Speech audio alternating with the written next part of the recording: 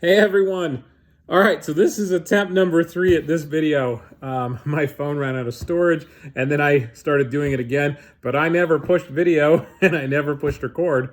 So I've talked about this subject for about 15 minutes now, so hopefully on take 3 you're getting the best of me. We're going to talk tonight about what do we do to get ourselves out of that red and blue zone. So the one that takes us up, that fight or flight, or the blue zone, and how do we get into that green zone over a long period of time? Because let's be honest, we can't always control when things are happening to us and when our body's responding. And I really love that skills are how we can gain back control of our body and not feel like we're a slave to our trauma, not feel like the trauma overruns us anymore, that we can control whether we respond to a situation or not, or if we freeze in a situation. Like, we have the choice. And that's what I love about these skills. So the very first skill, really simple skill, it's called self-soothe or 5 senses. Self-soothe just means we're going to use the 5 senses to bring us to a calmer state. And we actually tell people to prepare a self-soothe kit.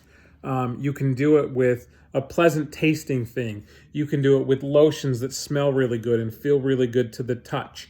You can do it with pictures or flip books or something like that. Or you can put dried flowers in there that you like to look at, and then of course smell good too.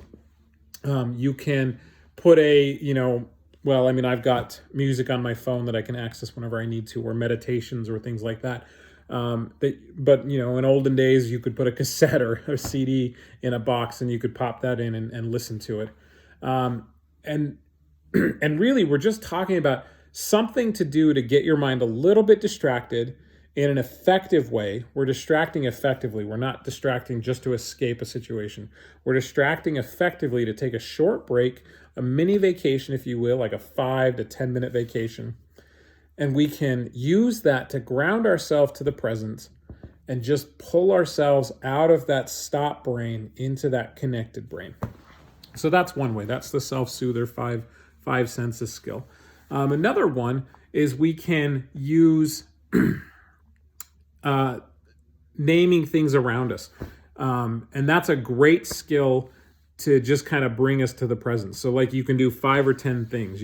Right now I see my Christmas tree and the lights on my Christmas tree, and I see my TV, and I see the pictures of my family on the wall, and I've got this tree behind me, and I've got the couch that I can feel, and I've got the clothing on my skin that I can feel, and I can take it to another level, and I can start to realize I'm actually protected. I'm supported by this couch. It's holding me up. It's holding my weight. If I stand up on this floor, I'm connected to the ground, and that's keeping me safe. I've got all these walls around me in my house to keep me safe.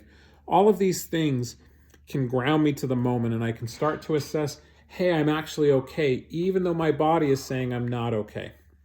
And that's an important thing, because then again, we gain control back over ourselves and we're not letting our body just run rampant.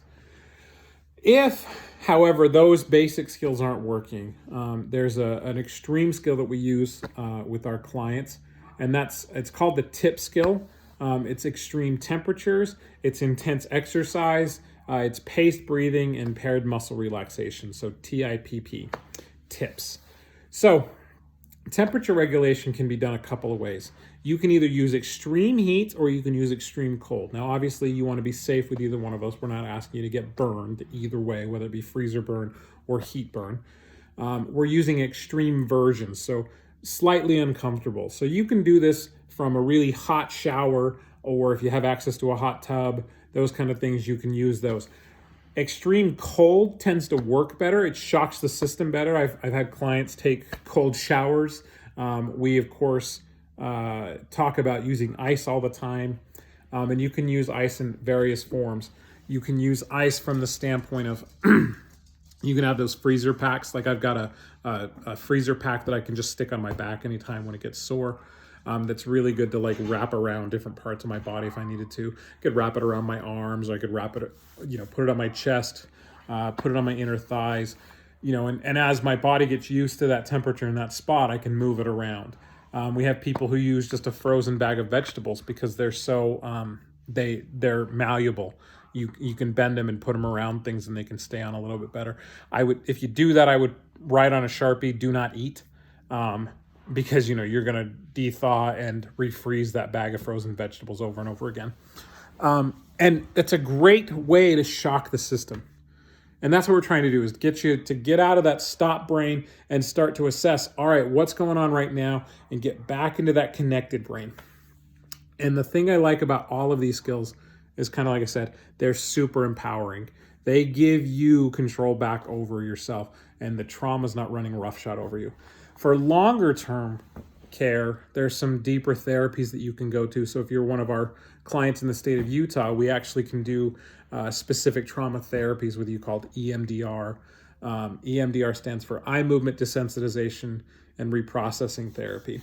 What it means is the bilateral stimulation, so the moving eyes back and forth, the tapping on one side of the body than the other, or the auditory, hearing a sound on different sides. That bilateral stimulation inhibits the fear part of our brain, the amygdala, and it gives us the ability to go back and reprocess the traumas with one foot in the present and one foot in the past. So you can go through, and it is a really healing process, that your body has these tools built into it that can heal itself, that you can reprogram yourself, and you can have a different relationship with the trauma from your past, and so that it doesn't affect you as much nowadays. And I've seen some amazing things happen with the EMDR therapy. That, of course, is, like I said, a mental health therapy, and so you'd want to seek out a trained professional, trained licensed therapist who's got EMDR training. And as I said, if you're one of our clients here in the state of Utah, we can do that with you. Here's the key. Trauma, like I said in the very first video, is a wound. It's a wound that's pushed us past our point of coping. The good news is we can always learn new coping skills. We can change our tolerance level for how much we can handle. Just like exercise. When I started out exercising, I would break a sweat by just doing a 20-minute walk. Now I can do a 30-minute, lifting weights and cardio and all sorts of other stuff, and I can, push that hard a lot more. We can change our ability to tolerate trauma and to process trauma, and we can become stronger.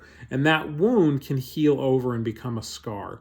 And I think scars are super important, because scars are proof that we survived, and proof that we have a story to go along with what happened to us. Sometimes those scars aren't visible. Sometimes they're scars of the soul, but those scars matter. Trauma is real. Trauma is absolutely debilitating at times, and we can heal from it. A wound that doesn't kill us can make us stronger. So as you're going through your events and you've got concerns or questions about, is this trauma? Shoot us a question, and we can always help you assess that. And we can always point you in the directions of finding a trained professional if you need to. And then, of course, we've got our skills groups that we're starting up online, where it's either going to be a Facebook group, a private Facebook group, or we're going to do smaller online groups where we actually train you in skills on how to get over or work through trauma in a more effective way. Guys, it's been a good week. I hope these videos have been helpful to you. I know this was a little longer videos than we normally post, but this is such an important topic, especially this time of year. Some people really struggle with trauma. And it's important to know that, one, when you're going through something, that what you're going through is valid, and two, that you don't have to be trapped by it. Trauma can be worked through and overcome. So God bless everyone. Hope you guys have a great night and a great rest of the week. And since it's the season, and since you guys can always see the Christmas tree and my lights, Merry Christmas to everyone.